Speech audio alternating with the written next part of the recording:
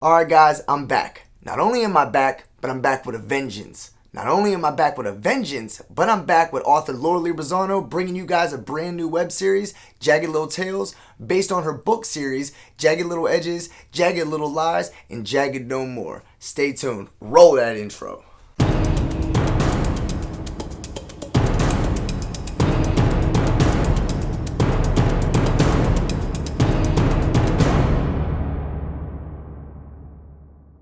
Alright, welcome back. For those that don't know, my name is CT Knight. I'm a filmmaker, a vlogger, podcaster, and photographer, and I've been blessed with the opportunity to work with Laura Lee Rosano for quite some time now. For those that don't know who Laura Lee Rosano is, she's an internationally renowned author, writer, blogger. She celebrates 18 years of sobriety. She's an addict in recovery and a recovery advocate. Say that 5 times fast. I triple dog dare you. So when the conversation came up, how could she extend her reach in the world of recovery? How could she reach those addicts that are suffering, their family members? What would be one of the most direct ways to reach them? You ask a filmmaker, you ask a visual artist, I'm gonna tell you video. So here we are. So what's this entire series about? This entire series essentially is we're going to go through her book together. And the book in question, the book on the chopping block right now is Jagged Little Edges. With that said, something you guys may not know.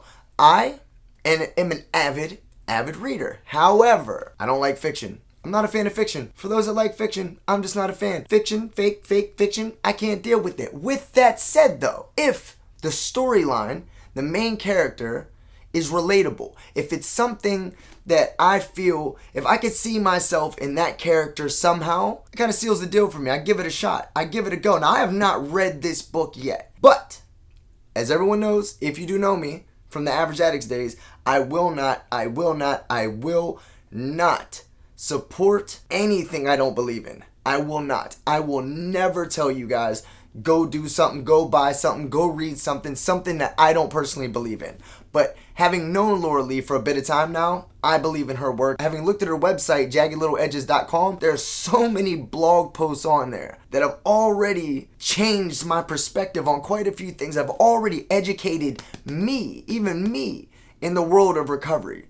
Have already educated me just a bit more, just things I never thought of before, right? And I've since offered this knowledge to other people via her webpage, via just pretending like I came up with it. Just kidding, Laura Lee. I don't ever do that. Anyhow, I have not read this book yet.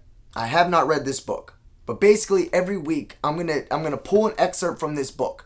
I'm gonna read it to you guys. Then I'm gonna tell you what I think about it. What I think is important, what I think isn't important. Did something reach me in that paragraph? Is it something I felt was important? Is this all just nonsense? That's what I'm gonna do every week. If you guys want, buy the book, order the book. It's Amazon.com, Jagged Little Edges. You can get it on ebook for the same price as a latte. That is a quote directly from Laura Lee. Or you can order the paperback. I ordered both. Without further ado, you know what? I'm not even going to pull an excerpt. We're going to read the back of it. Because the back of the book is what everybody looks at when they go to the bookstore. Have you ever bought a book without reading the back first? I don't think so. I never have. You may have. You may be a book aficionado.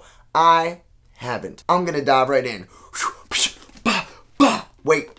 Before I jump into this, let me tell you guys what I'm expecting from this book. I am expecting, because I've already laid out my criteria, the type of fiction I will read. I am hoping, reading this book, I am going to identify with something. I'm hoping that this changes my life. That's a bit much, right? Not so much changes my life. I'm hoping to, within this character, who I've already noticed is named Lindsay, I'm hoping within this character I can see a bit of myself. I'm hoping to identify with something in this character that's going to bring her to life for me. Essentially seeing my life within the lines. And no BS, I have not read not a single word, not on the back, not anything. Alright, so, Jagged Little Edges. That's how it had felt for her as long as she could remember. Like cuts coming first in words, as they tore little pieces of her innocence, trust, and self-worth.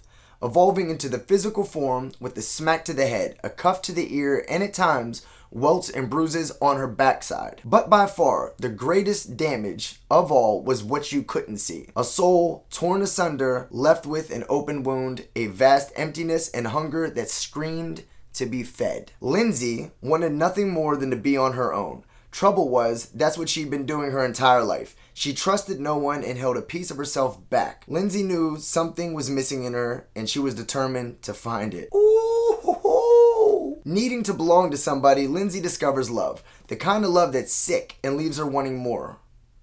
She'll do anything for him, and does. Lindsay learns what she always has known. Love hurts. Not able to find what she's looking for in people, Lindsay descends in a downward spiral of hopelessness. If that doesn't hit the nail on the head, who does that sound like? Does it sound like you? It damn sure sounds like me. 100%. Tore little pieces of her innocence, trust, and self-worth. Is that not what life does to you? Is that not what life does to you? No one dies as innocent as they were born. Life beats you down over time. Life will beat your ass over time. It's just a fact, and it appears that's what's happening to the main character here. Now, I did get a bit confused towards the end when it said needing to belong to somebody, Lindsay discovers love. It did make me think, okay, what is this, a love tale? Is that what we're working with here? The kind of love that's sick and leaves her wanting more. Now that made me think of dope. That's what that made me think of. Until I read she'll do anything for him and does. Now that threw me off, made me think. And I don't know, it could be the case. There could be a love triangle going on in his book. I have no idea what's going on here. But that's what I took from it until I read Lindsay learns what she's always known. Love hurts.